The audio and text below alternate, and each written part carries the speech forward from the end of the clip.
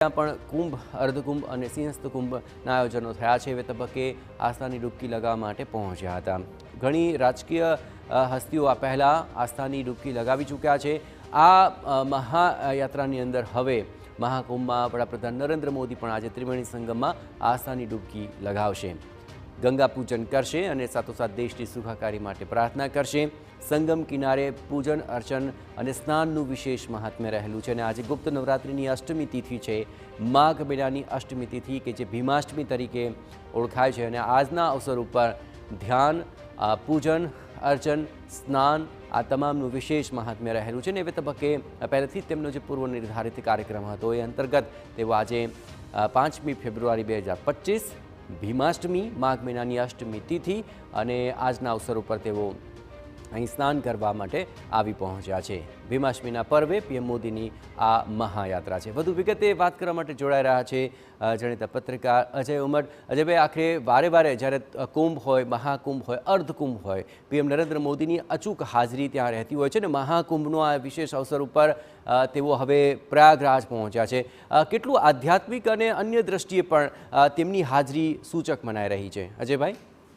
જો આધ્યાત્મિક દ્રષ્ટિએ તો તમે જાણો છો કે આ અગાઉથી પૂર્વ નિર્ધારિત કાર્યક્રમ હતો અને 5મી ફેબ્રુઆરી એટલે તમે જુઓ કે નરેન્દ્રભાઈ મોદી જે છે એનો આધ્યાત્મિક ફાયદો પણ લેશે, ધાર્મિક ફાયદો લેશે અને ભારતીય જનતા પાર્ટીને એનો રાજકીય ફાયદો પણ મળશે. કારણ કે આજે દિલ્હીમાં ચૂંટણી છે અને દિલ્હીમાં ચૂંટણી છે, દિલ્હીના મતદારો મતદાન કરતી વખતે સાથોસાથ આ પણ એક નજારો જોશે. કારણ કે હિન્દુત્વની મતબેંક જે છે એને સુદૃઢ કરવાના તમામ પ્રયત્નો ભારતીય જનતા પાર્ટીએ કર્યા છે અને આ પણ જેને કહે છે ને કે આઈસિંગ ઓન કેક જેવો આ એક પ્રયાસ છે.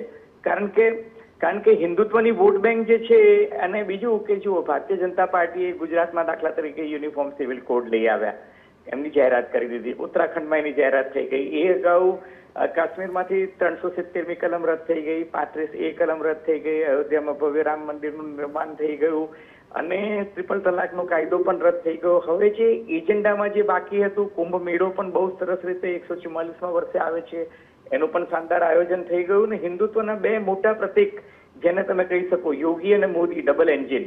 એટલે હું એવું માનું છું કે આ પરફેક્ટ જેને કહી શકાય ને કે સિંક્રોનાઇઝેશન છે. બિલકુલ અજયભાઈ, ખાસ કરીને આ મુલાકાતને અન્ય સંદર્ભમાં પણ જરા વિચારીએ.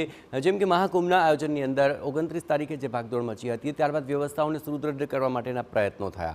આ આખા મહાકુંભને વિશ્વ સ્તર પર તેનો પ્રચાર કરવામાં આવ્યો. જાણીતી હસ્તીઓ પણ અહીં આવી. એવે તબક્કે હવે વડાપ્રધાન નરેન્દ્ર મોદી આજરોજ આવ્યા છે. બાકીના દિવસો જ્યાં 26મી ફેબ્રુઆરી મહાશિવરાત્રી સુધી હજી મહાકુંભ ચાલવાનો છે, ભક્તોના આવાગમન ઉપર કેટલી મોટી અસર રહેશે અને આ મહાકુંભની સફળતા ઉપર તેની કેવી અસર પડશે?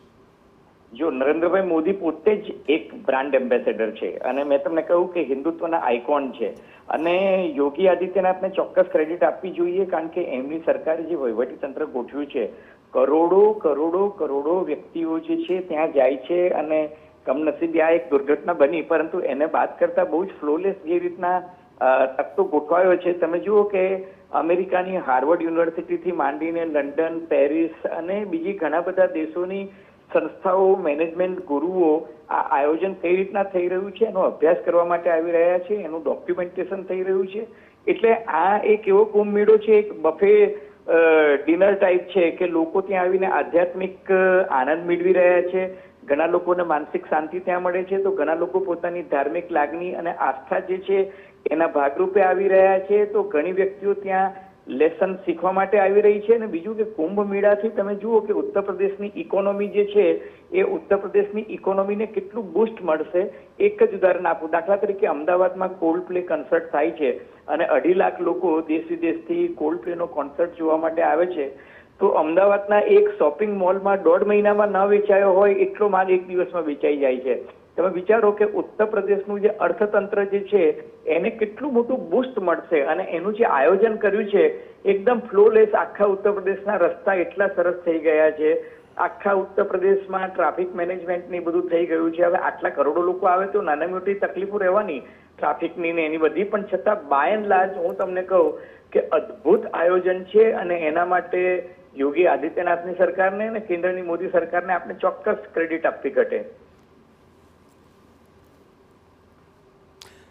જી બિલકુલ અજયભાઈ, એક વાત એ પણ ચોક્કસપણે અહીં ઉલ્લેખ કરવો પડે, આખું આયોજન જે 40 કિલોમીટર વિસ્તારની અંદર મહાકુંભનું કરવામાં આવ્યું છે, ખાસ કરીને તમામ અખાડા કે ધાર્મિક આયોજનો માટે જમીન ફ્રીમાં આપવામાં આવી છે, વીજળી ફ્રીમાં આપવામાં આવી છે, રોજગારી વધે તે માટેના પણ આઉટલેટ્સ મૂકવામાં આવ્યા છે, અને જે ઇન્વેસ્ટમેન્ટ કર્યું છે તેના પ્રમાણમાં અનેક ગણું ઇન્વેસ્ટમેન્ટ પણ આવશે, અને તેને કારણે ન માત્ર ઉત્તર પ્રદેશ પરંતુ આખી ભારતના જે તમામ લોકો છે તેને એકજૂટ કરવા આ જગ્યાઓ ઉપર તેને લઈને પણ પ્રયત્નો થયા, ધર્મ સંસદો પણ થઈ, તેને લઈને ધાર્મિક રીતે પણ એકજૂટ થવા માટેનો એક મોટો સંદેશ આ મહાકુંભથી ગયો. કેટલી મોટી ઇફેક્ટ આગામી દિવસોમાં આખા ભારત પર આ મહાકુંભની જોવા મળશે? 100% તમે જો ઉત્તર પ્રદેશ તો છે ને ભારતનું હાર્ટ છે, હૃદય છે, અને બીજું કે ઉત્તર પ્રદેશ જે છે it is a land of opportunity. એ એક જમાનામાં મોદી સાહેબ એવું કહેતા કે ગુજરાતમાં રૂપિયો આવો તો તમને ડોલર મળશે, બરાબર છે. આજની તારીખે એ વાત જે છે ઉત્તર પ્રદેશ માટે સાબિત થઈ રહી છે, કારણ કે ઉત્તર પ્રદેશમાં જમીન ઉપલબ્ધ છે. ઉત્તર પ્રદેશ તમે જુઓ કે ઉત્તર પ્રદેશનો વિસ્તાર જે છે ને યુરોપના કોઈ પણ દેશ કરતા મોટો છે, અને બીજું કે ઉત્તર પ્રદેશમાં જે યુવાનો અવેલેબલ છે, યુવા ધન જે અવેલેબલ છે, ડેમોગ્રાફિક ડિવિડન્ડ જેને આપણે કહીએ છીએ, ડેમોગ્રાફિક ડિવિડન્ડમાં ઉત્તર પ્રદેશની 65% વસ્તી જે છે એ 35 વર્ષથી નીચેની છે.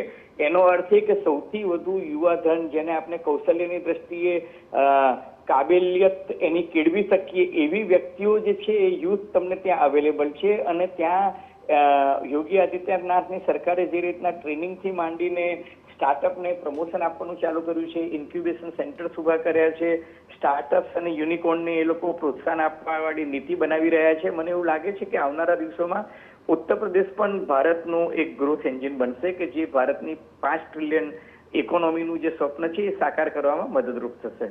ખૂબ ખૂબ આભાર અજયભાઈ ટીવી9 સાથે વાતચીત કરવા બદલ. તો સ્પષ્ટપણે છે કે આખું જે આયોજન છે તે વિશ્વ સ્તરે સૌ કોઈનું ધ્યાન આકર્ષિત કરનારું છે, અને તેના અનેક એવા પરિમાણ છે કે જેને કારણે આ મહાકુંભ ખૂબ વિશેષ બની રહેશે. અને એ વિશેષતાઓ વચ્ચે આજે મહાયાત્રા કરવા માટે વડાપ્રધાન નરેન્દ્ર મોદી પહોંચી ચૂક્યા છે, અને પ્રયાગરાજની અંદર 1 કલાકનું તેઓ રોકાણ કરશે.